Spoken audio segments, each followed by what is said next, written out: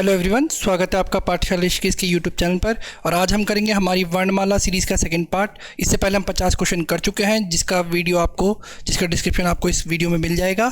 और आगे के 50 क्वेश्चन ये रहे। पहला क्वेश्चन, काकल्य वर्ण कौन सा है? जल्दी से आंसर बताने की कोशिश करेंगे, ज़्यादा टाइम नहीं लगाएंगे हम, तो जल्दी से करेंगे। और आंसर होगा इसका ऑप्शन सी, हा। या का उच्चारण स्थान है, जल्दी से बताएंगे। तो या का उच्चारण स्थान कौन सा होता है? तो या का उच्चारण स्थान होता है तालु। ठीक है, या का उच्चारण स्थान कौन सा? तालु। निम्नलिखित में से कौन सा व्यंजन महाप्राण है? जल्दी से बताने की कोशिश करेंगे, कौन सा व्यंजन महाप्राण है? तो महाप्राण में आते हैं श, श, स और ह, है ना। हर वर्ग का पहला, तीसरा, पांचवा, ठीक है। हर वर्ग का दूसरा और चौथा, ऐसे ही होता है, ठीक है ना। हर वर्ग का पहला, तीसरा, पांचवा और य, र, ल और व, ये क्या है? अल्प प्राण। ये क्या है? अल्प प्राण।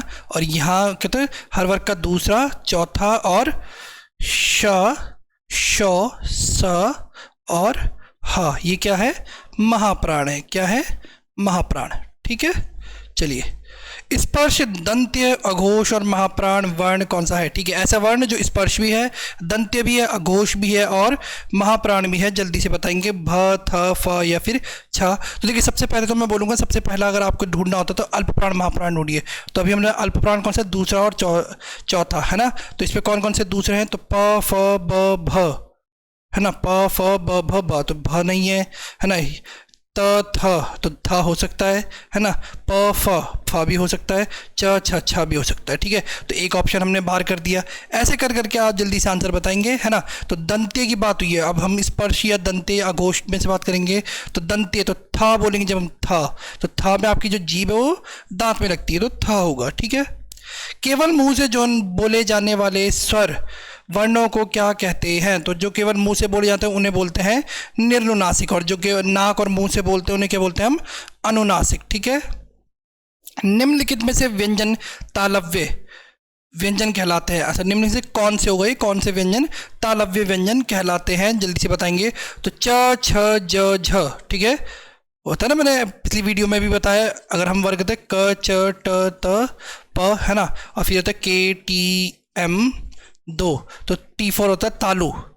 तो चा वर्ग के जितने भी होंगे वो क्या होंगे? तालु होंगे। च, छ, ज, झ, य, ये सब क्या होंगे? तालु होंगे। किसके उच्चारण में कंठ और नासिका स्थान से मदद ली जाती है? जल्दी से बताएंगे। तो कंठ और ड, ठीक है, तो ड होता है, ड, ना की साउंड आएगी हल्की सी, तो नासिका और कंठ दोनों से होता है। किसके उच्चारण में वत्सर्य की सहायता ली जाती है? ठीक है, वत्सर्य यानी दंत मूल की सहायता ली जाती है। जल्दी से बताएंगे। तो स, आप बोल के देखिए, स, तो आपकी जो जीभ है वो दांत की एकदम जड़ पर जाकर लगती है। त और द के उच्चारण स्थल के आधार पर क्या कहते हैं? दंतीय, दंतोष्ठीय, मूर्धन्य या फिर ओष्ठीय? जल्दी से बताएंगे।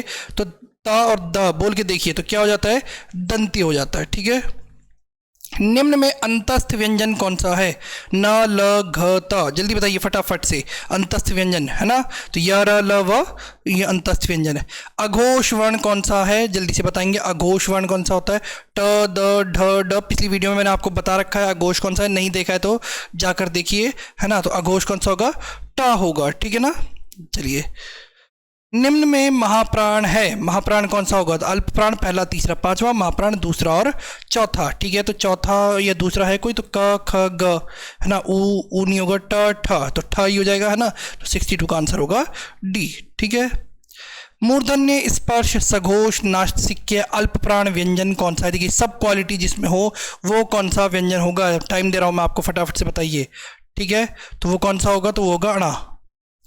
निम्न में अनुनासिक वर्ण कौन सा है? फिर से वही मुझे लगता है आंसर बनेगा, है ना।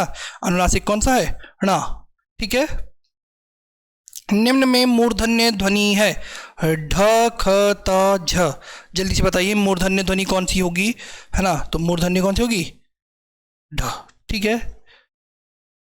उच्चारण स्थान के आधार पर निम्नलिखित में से दंत्य है। तो प, म, उ, ल, तो कौन सी होगी दंत्य? जल्दी से बताएंगे फटाफट से, फटाफट बताओ। डी। निम्न में दीर्घ स्वर कौन सा है? जल्दी से बताओ, दीर्घ स्वर कौन सा है? तो दीर्घ स्वर है आ।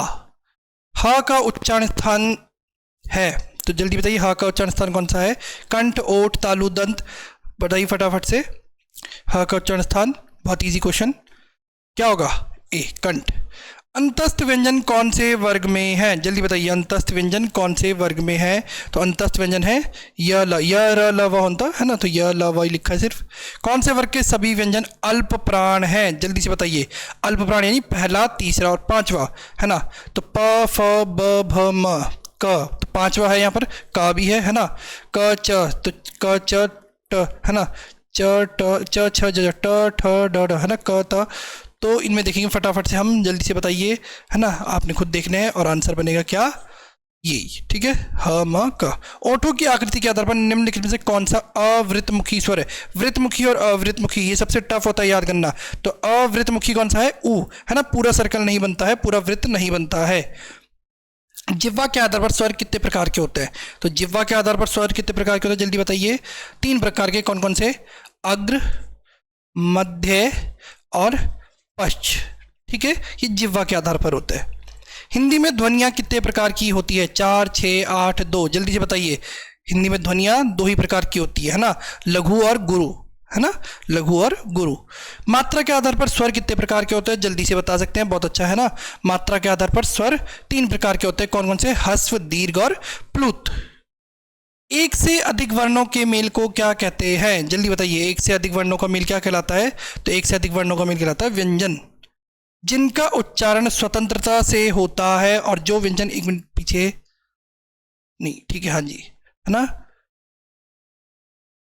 जिनका उच्चारण स्वतंत्रता से होता है और जो व्यंजन के उच्चारण में सहायक होते हैं, उन्हें क्या कहते हैं? तो उन्हें कहा जाता है स्वर, ठीक है।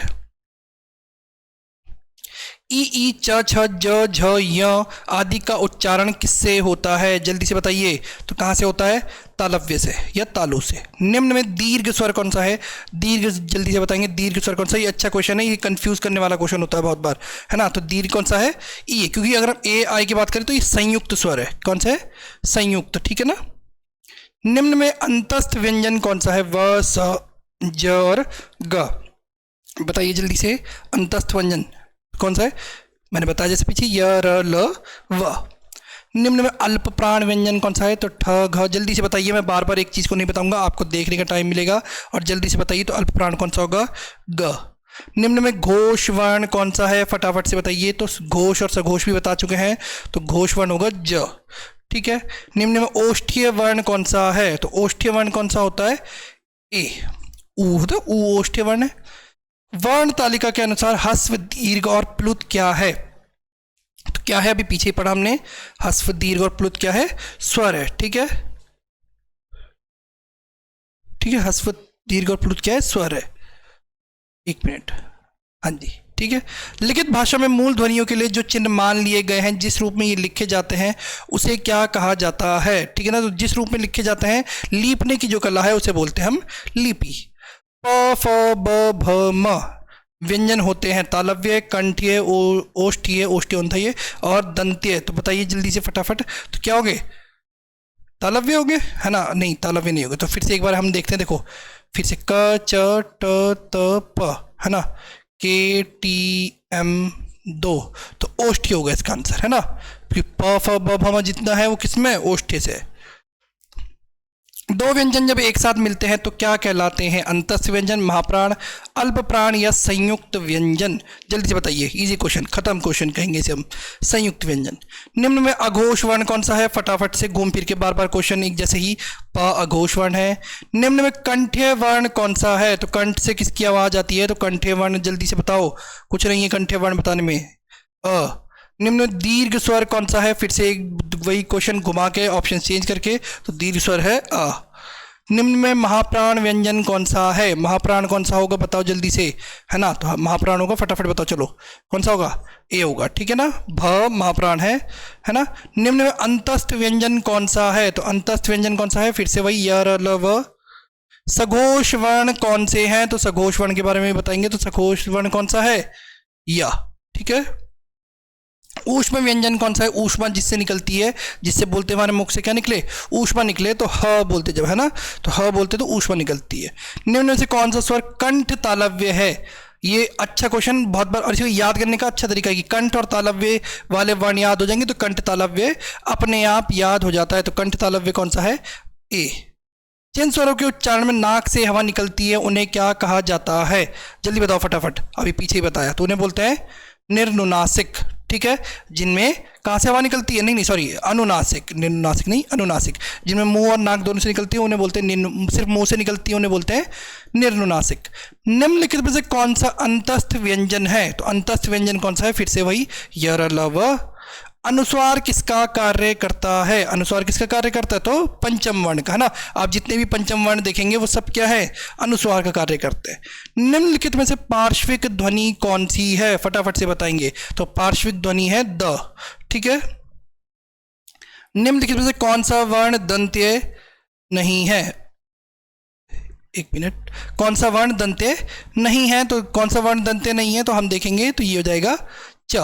ठीक है, च को ला, आप देखिए ला बोले दांत में लग रहा है, दा बोलेंगे दांत में लग रहा है, ता बोलेंगे दांत में लग रहा है, लेकिन जब च बोलते हैं तो जीभ थोड़ा सा पीछे है। हिंदी स्वरों का वर्गीकरण जब जीभ के भाग के आधार पर किया जाता है तो निम्नलिखित में से कौन सा भेद इसके अंतर्गत नहीं आता?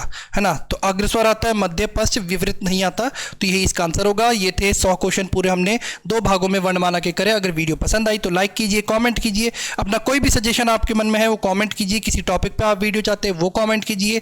जुड़े रहिए पाठशाला ऋषिकेश के साथ। वीडियो को लाइक कीजिए, शेयर कीजिए, सब्सक्राइब कीजिए। धन्यवाद।